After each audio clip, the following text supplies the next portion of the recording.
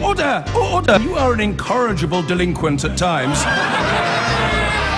Behave yourself, man!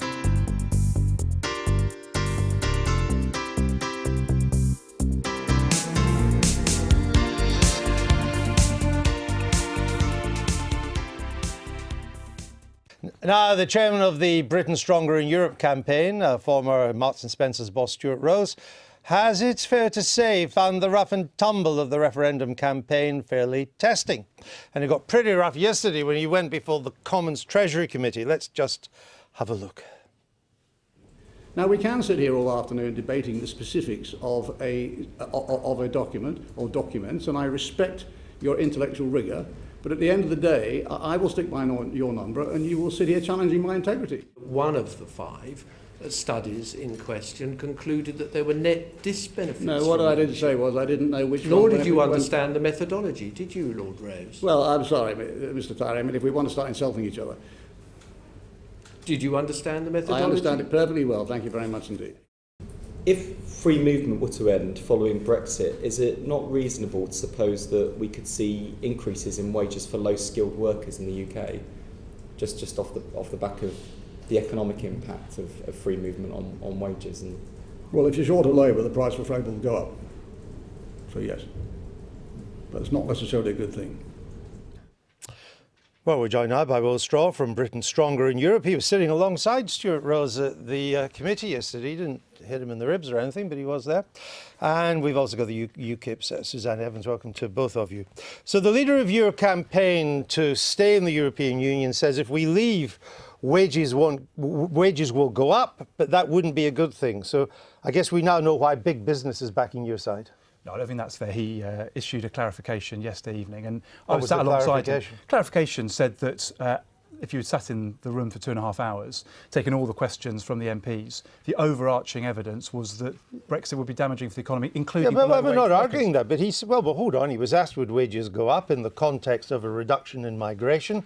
Would lower paid wages go up? He said, yes, they would, and that wouldn't necessarily be a good thing. That's the context. He said he made a theoretical point about supply and demand and what it would do to labour costs. Now, over the course of those 2.5 hours, taking all the questions about very different aspects of the Brexit debate, he made it very clear that there were positive benefits from being in. Indeed, we were grilled, as you just showed at the start, about the figure that we use, that there's a £3,000 per household per year benefit from being in. We talked about that. Okay. We talked about the risks of leaving. It couldn't have been clearer from the totality of the evidence that Lord Rose's view, as our view of the campaign, is that Brexit is damaging. I'm not arguing. Well, you would hardly workers. be reading the campaign if you didn't think that. I just asked you about the specific. But you mentioned this, that households are £3,000 on average better off by being in the EU. Do you still stick with that figure? We do, absolutely. What's the source? The source is the CBI, which carried out a literature review of a number of different studies. They actually updated it recently and took in some new studies. So one of the things, I was trying to get a word in edgeways at the Select Committee yesterday, but I understand the Chair, Andrew Tyree, wanted to talk to Stuart Rose at that stage. So the CBI did not do any original research of its own, correct? No, it's perfectly normal academic It reviewed exercise. the existing It reviewed research the existing papers. literature, looked at a range of studies, and then looked at right. credible sources. But it didn't look at a range, did it? It looked at 5 research papers No, you've got that to were look done. at the updated one. Yeah, So but no, but Andrew Tyree was quoting the old one. They've updated it. But the old research is the one that produced the £3,000 figure. The new one does as well. So it produced right. a range of 2,700 to 3,300. They stand by it. They issued a I know statement they stand by yesterday it. evening. I have to say, we've also talked to a number of other people. John Van Reenen, a respected No, academic. let's just So it's stick to the research that the CBI reviewed. Did not do itself, but reviewed. It did not include the research from the IOD.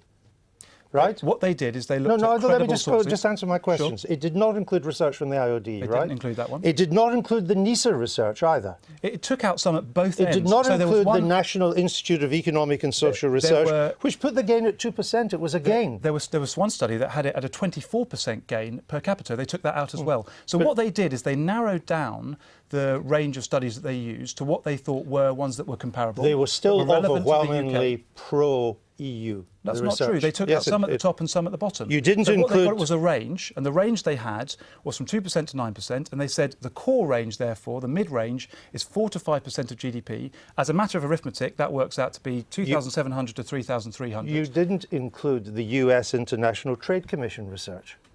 Look, Did you?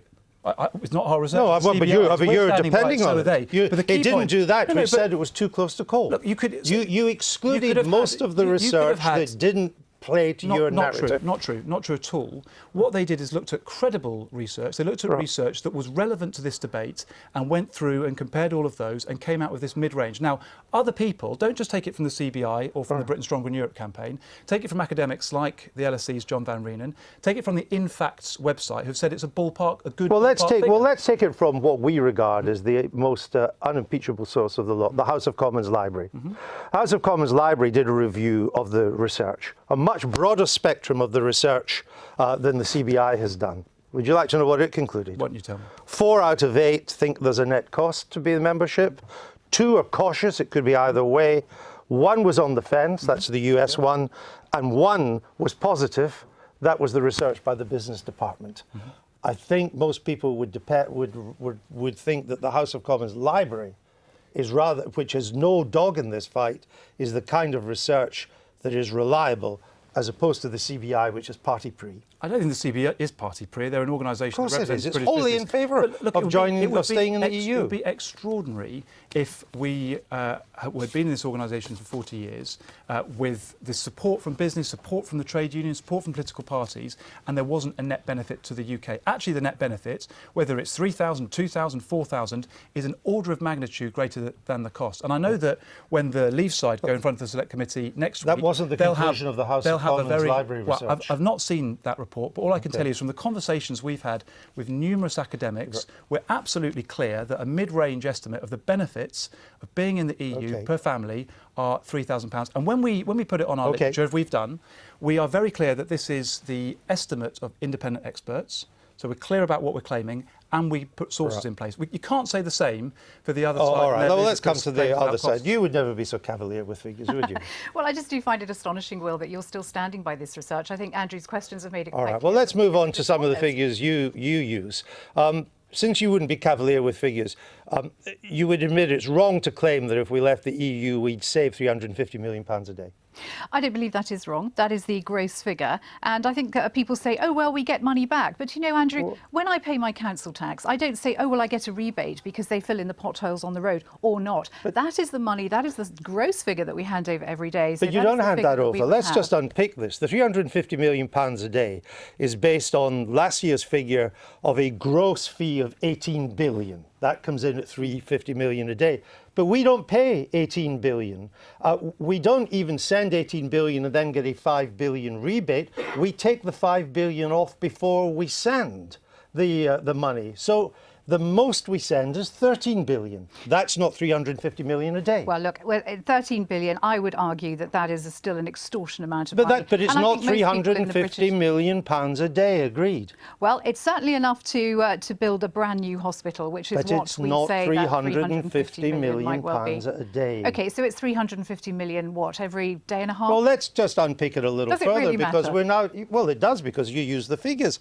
And what I've found since this referendum campaign started is on both sides, people would like the facts and not propaganda. Well, I agree. So we're down to 13 billion now because we don't send the rebate money. 5 billion comes off. We then get 4.5 billion back further in the form of regional aid and farming subsidies, which brings the net cost down to 8.5 billion. That is 163 million a day. But again, this is slightly disingenuous because the money that we get back comes with very strong strings attached. Very often, you know, the money that we get has to be match funded by local councils. I was speaking to the leader of Kent County Council quite recently. He said, frankly, the way in which the restrictions they put on the money we actually get, we might as well not have it. But it comes back. Of course At it other comes times, back it has with to be strings. match funded. So again, you're taking money out understand, of essential but it local comes council back. budgets.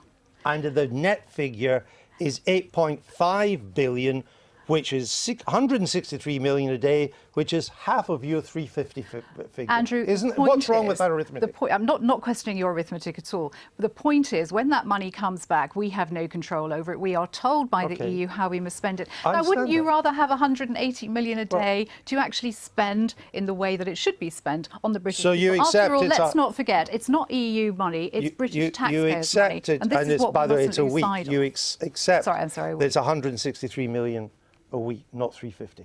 Well, I'm prepared to look at your figures. I think the figure of 350 is the more kind of the right figure, in the sense that that's the amount that we could have control over. Well, and that's we don't, what because it includes this 5 campaign billion of is the all about. rebate, This is ultimately which we don't spend. This But is ultimately what this campaign is about. Who has control here? It's not about. It's about cost. It's about the extortionate waste that the EU has. But it's fundamentally more important. It's about democracy. It's about the future of this But let country. me just ask and that's you the this argument before, that's and going I'll to bring sway most people, I Damien. think, not the nitty-gritty of the cost. Well, except that in the end, facts matter. Yeah, but and of the 4.5 billion rebate of money that they send here to spend, on top of the 5 billion rebate, most of that goes on regional subsidies to the poorer parts of the country, and most of it and the other bit goes on farm subsidies. Is it your case that if we were independent, we wouldn't spend any of that 4 billion on regional aid or farm subsidies? No, of course it isn't. And I mean, I can only speak for UKIP. You know, we put forward in our general election manifesto a very good example of how farm subsidies would work under our policy proposals. So you would spend some of that money? Of course we would, but at the moment, it's not what we give out, what we pay towards the common agricultural policy, we only get half back. Sure. Again, it's about saying to farmers, you know, how do you want to have your subsidies? Do you want to have money that comes from the British government, and then you can lobby the British government as to how we spend it? And you would spend it in a different way, and you may even spend it in a better way. We don't know. I'm sure we but would. It's not a saving. Well, it is a saving because, again, you're talking about the match funding that I mentioned, the strings attached that you have. Of course, we're going to spend it. The whole point of the Leave campaign is that we will have this money that we're now giving to the European Union to be able to spend here at home in the way that we want it. And that's got to be for the good. Let me welcome our viewers in Scotland. They've been watching First Minister's questions in Edinburgh. They now join us in a rather detailed argument about figures for both the Remain and the Leave campaign. What do you make of it all? Well, I mean, there will be, obviously, there are costs to being in the European Union, but basic economics suggests that if you reduce tariffs and you reduce non-tariff trade barriers, in other words, precisely the thing that Boris Johnson complained about, for example, that he couldn't change the cab window on lorries, that's in order that everybody else doesn't, and we can sell our goods across Europe.